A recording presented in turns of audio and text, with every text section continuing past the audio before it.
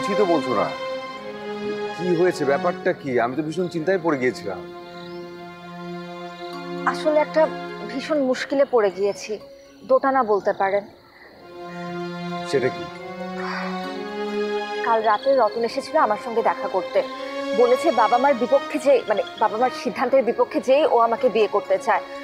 আর যেহেতু এখন নিজে অনেক ভালো রোজগার করে, ও আর ওর ওপর ও আর ওর বাবার রোজগারের উপর নির্ভর করে না, সিদ্ধান্ত তো একেবারেই না।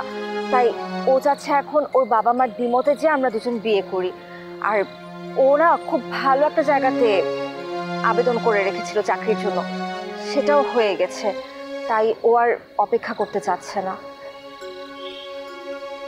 আর তুমি তুমি কি বললে?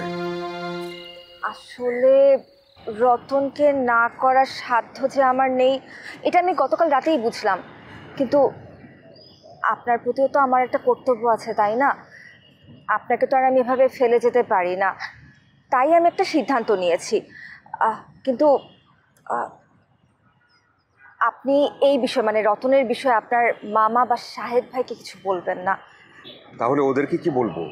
আমার কথাটা মন দিয়ে শুনুন। দেখুন, আপনাকে যদি আমি এত দ্বিধাগ্রস্ত মন নিয়ে বিয়ে করি, তাহলে কি আপনি সুখে থাকবেন? পারবেন না তো। আর এতে তো আপনাকেও ঠকানো হবে, সাথে রতনকেও। আর আমি পাবো অনেক বড় শাস্তি, সারা জীবন। বলুন, এটা কি ঠিক হবে? আপনি তো বড় মনের মানুষ, আপনিই বলুন, এটা কি ঠিক হবে? না, সেটা ঠিক হবে না। সেজন্যই আমি যে কথাটা বলছি সেটা আপনি মনোযোগ দিয়ে শুনুন। জি বলুন।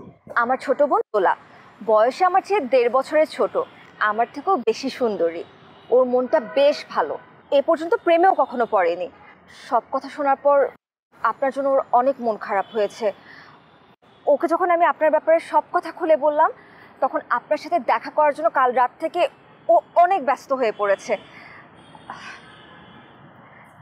দেখুন, একটু আগে যখন আপনার কথা বললাম, তখন ও সাথে সাথে রাজি হয়েছে, একটু আপত্তি করেনি। বিশ্বাস করুন, ও মানে আপনি যেমন স্ত্রী খুঁজছেন, ও আপনার জন্য একদম আদর্শ।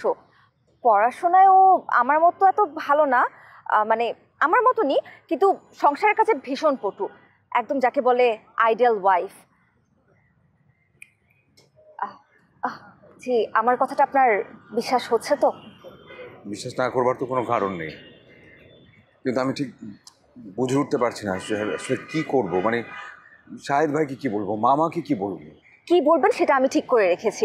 আগে আপনি বলুন, আপনি ওকে বিয়ে করবেন? আমার একটু ভেবে দেখা দরকার, একটু ভাবতে চাই। ভাবুন, কিন্তু এটা ভুলে যাবেন না যে আপনি আমাকে যেভাবে দেখছেন, আমাকে যেভাবে চিনেছেন, দোলা কিন্তু তার থেকে একটুও ব্যতিক্রম না। এতটুকু আপনাকে বলতে পারি যে আপনি ঠকবেন না, বরং পরে মনে হবে যা হয়েছে ভালোর জন্যই হয়েছে। একদম যোগ্য পাত্রের যোগ্য পাত্রী।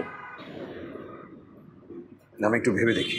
ভাবুন, তবে যা ভাববেন তা একটু দ্রুত ভাববেন, কারণ আমাদেরকে দ্রুত সিদ্ধান্ত নিতে হবে।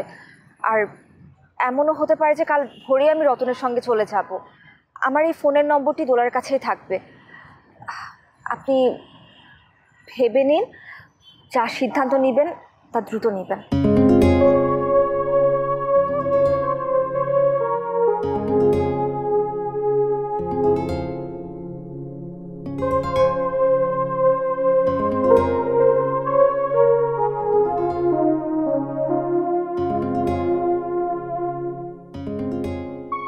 এলার প্রস্তাবটা মন্দ নয়।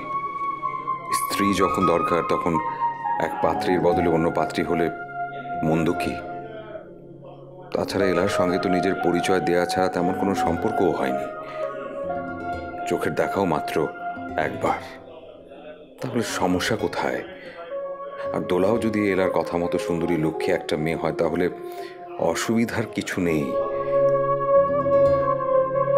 আর দোলার সঙ্গে আমার বিয়ে হলে এলার সঙ্গে রতনের প্রেমের বিয়েটাও ঝামেলা ছাড়া হয়ে যাবে।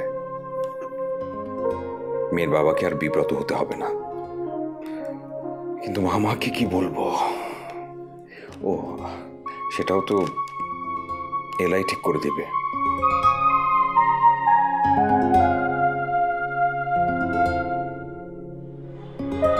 সিদ্ধান্ত?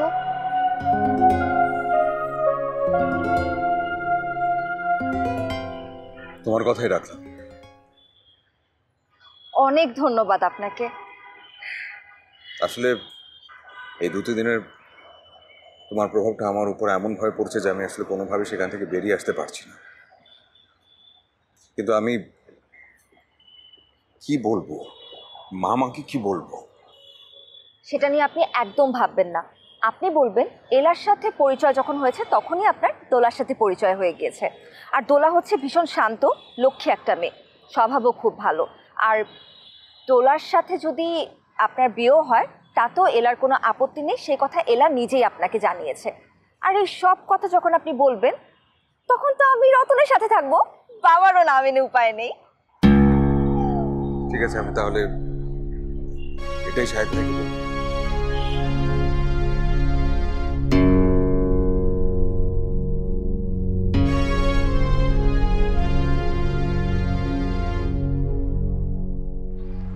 ঠিক আছে, এখন তাহলে চলি আমি। বিয়ের পর আমি আর রতন এসে একদিন আপনার আর দোলার সাথে দেখা করে যাব, কেমন? ঠিক আছে। ও, আমার এই ফোনটা দোলার কাছেই থাকবে, ও বা আপনি যে কেউ ফোন করে কথা বলে নিতে পারেন। চলি তাহলে।